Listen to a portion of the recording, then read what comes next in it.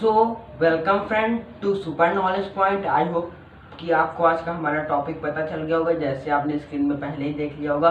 आज हम लोग पढ़ने जा रहे हैं पीरियोडिक टेबल। गाइस, हमने पिछले मतलब ये यस्टरडे एक वीडियो अपलोड किया था जिसमें मैंने आपको पीरियोडिक टेबल की लर्निंग दी थी।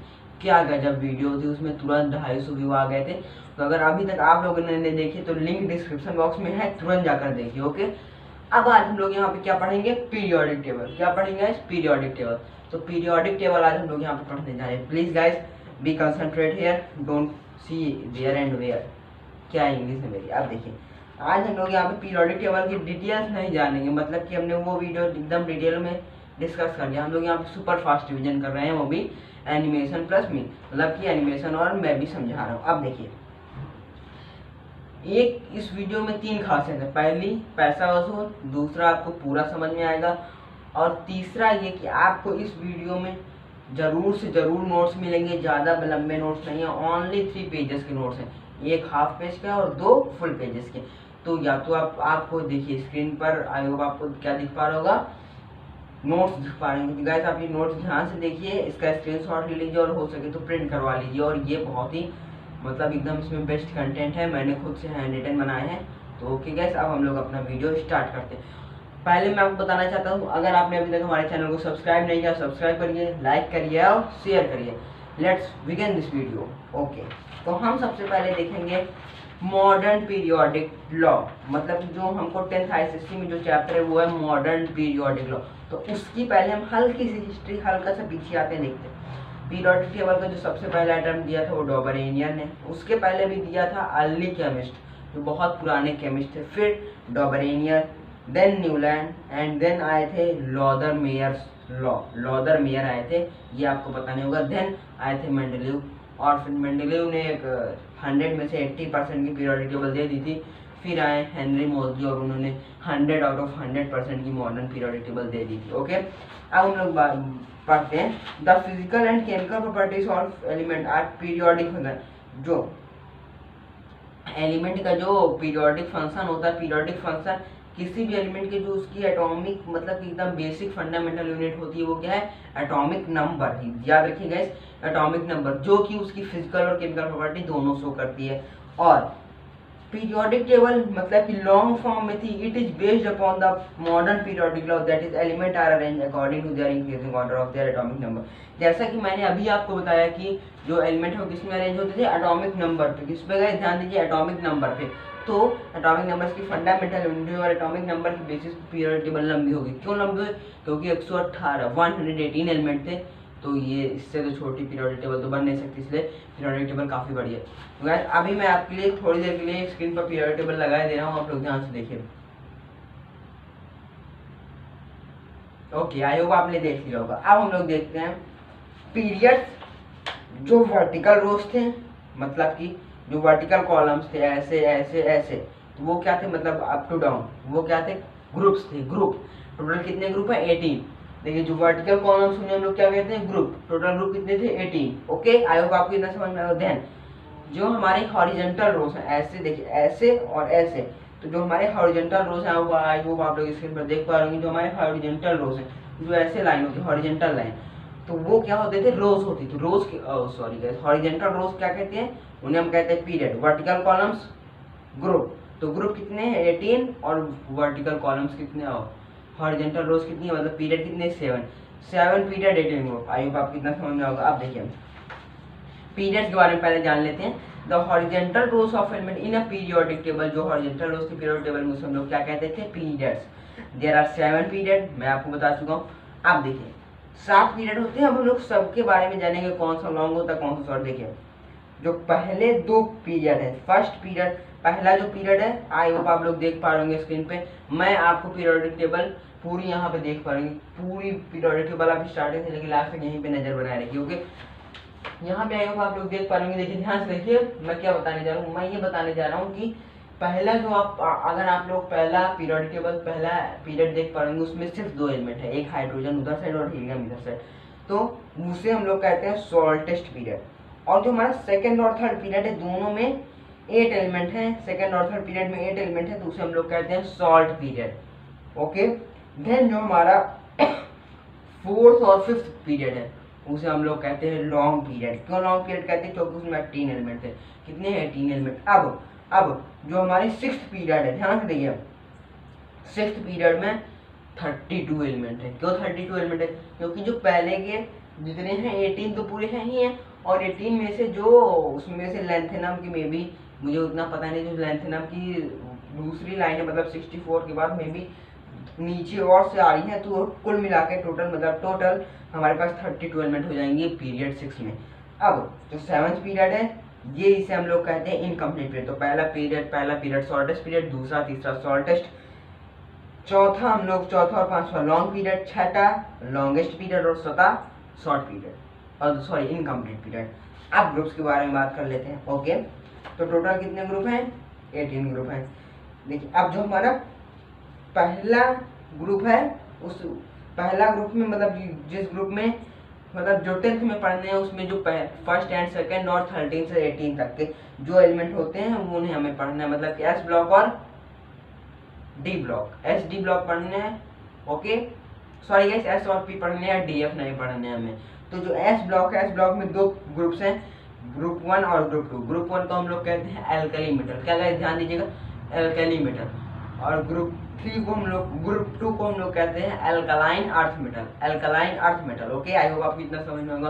अब हम लोग बढ़ते हैं अपने ग्रुप नंबर 13 की तरफ। तो जो हमारा ग्रुप नंबर 13 है उसमें से देखिए, ग्रुप नंबर 13 में हमारा जो पहला है उसमें से बहुत सारी फैमिलीज आती है, मतलब कि 17 का जो नाम है, ग्रुप 17 का नाम है हेलोजन फैमिली। ग्रुप 18 को हम लोग कहते हैं कि नोबल गैसेस और इनर्ट गैसेस। और ग्रुप जो 16 है उसे हम लोग चैल्कोजन फैमिली कहते हैं। आई होप आपको ये पता ना हो तो ध्यान दे लीजिए, ग्रुप 16 को हम लोग चाल्कोजन पीरियड कहते हैं, सॉरी चाल्कोजन ग्रुप कहते हैं। अब जो हमारा 3 से 12 मतलब कि जो पी ब्लॉक का होता था, सॉरी गैस पी, हाँ डी ब्लॉक का जो जितने भी डी ब्लॉक में एलिमेंट है वो जो है ट्रांजिशन एलिमेंट है। ओके, 3 से 12 तक, और बाकी बचे हुए नॉर्मल एलिमेंट। आई होप आपको इतना समझ में होगा। अब हम लोग बढ़ते हैं पीरियोडिसिटी। क्या गाइस? पीरियोडिसिटी। तो ध्यान से देखिए, क्या पीरियोडिसिटी, पीरियोडिसिटी क्या होती है? पीरियोडिसिटी एक ऐसी प्रॉपर्टी है जो कि एक रेगुलर इंटरवल ऑफ टाइम में रिपीट होगी। अगर आप लोग पीरियोडिक टेबल देख रहे होंगे, नजर यहाँ बनाए रखिए और मेरे ऊपर, तो जो पीरियोडिक टेबल है उसमें आप पहला ग्रुप कंसिडर कर लीजिए। उसमें देखिए कौन सा एलिमेंट है, हेलिना कीरब से फरियाद। ये ट्रिक मैंने बताई है, लिंक डिस्क्रिप्शन बॉक्स में है, तो प्लीज जाकर देख लीजिए। तो देखिए हेलिना कीरब से फरियाद, हेलिना कीरब से फरियाद। अब देखिए hydrogen, lithium, sodium, potassium, rubidium, caesium and francium, ये एलिमेंट्स हैं। तो ये तीनों एक रेगुलर इंटरवल के बाद रिपीट करेंगे। तो जैसे 1 से स्टार्ट होता है 18 एलिमेंट तक जाते हैं, मतलब कि देखिए जैसा आप सोडियम को देख पा रहे होंगे, सोडियम के बाद हम लोग 18 एलिमेंट के बाद जाएंगे, उसके बाद फिर वो रिपीटेशन होगा। तो हेलिना की रब से फरियाद, ये सारे एलिमेंट रिपीटेशन है एक दूसरे के। हाइड्रोजन का लिथियम है, लिथियम का सोडियम है, सोडियम का हाइड्रोजन है, पोटेशियम का रुबिडियम है, रुबिडियम का पोटेशियम, मतलब सब एक दूसरे के क्या है, सेम, मतलब कि अपीयर करते हैं रेगुलर इंटरवल। उसी तरह आप दूसरा ग्रुप देख पा रहे होंगे, बेटा मांगे कार स्कूटर बाप रोया, बेटा मांगे कार स्कूटर बाप रोया, बेटा मांगे कार, बेरिलियम, मैग्नीशियम, उसके बाद बेटा मांगे कार, मतलब कि बहुत सारे इसमें एलिमेंट आएंगे। तो जो पीरियड 2 उसमें भी बेरिलियम, मैग्नीशियम का उसका मतलब कि प्रॉपर्टी शो करता है, और मैग्नीशियम बेरिलियम का। ओके, ये हो गई हमारी पीरियोडिसिटी। अब हम लोग बात करते हैं सेल्स और ऑर्बिट की। तो सेल्स जो होती हैं वो सेल अगर मैं आपको बताना चाहूँ तो जैसे अगर हम लोग देखें, पहले ग्रुप में एक सेल, दूसरे ग्रुप में 2 सेल, सॉरी गाइस मैं गलत बोल रहा हूँ, पहले पीरियड में 1 सेल, दूसरे पीरियड में 2 सेल, तीसरे पीरियड में 3, चौथे में 4 और पांचवें में 5, छठवें में 6 और छठवें में 6 और फर्दर डाउन जैसे हम लोग जाते जाएंगे वैसे वैसे सेल बढ़ती जाएंगी। तो सेल डाउन ग्रुप में क्या कर रहे हैं, इंक्रीज कर रहे हैं। ओके, अब देखिए electron in an atom revolve around the nucleus in certain. अब आई होप आप यहाँ पे एक जादू से एलिमेंट आ गया। अब देखिए ये एलिमेंट एक इलेक्ट्रॉन के मतलब ये जो न्यूक्लियस है यहाँ पे उसके चारों ओर इलेक्ट्रॉन रिवॉल्व कर रहे हैं। तो वो जिस साइज पे रिवॉल्व कर रहे हैं, मतलब उनके बीच में जो डिस्टेंस एक सर्किल बना के बराबर रिवॉल्व करना मतलब सर्किल, तो वो जिस सर्किल पे रिवॉल्व कर रहे हैं वो होती है ऑर्बिट।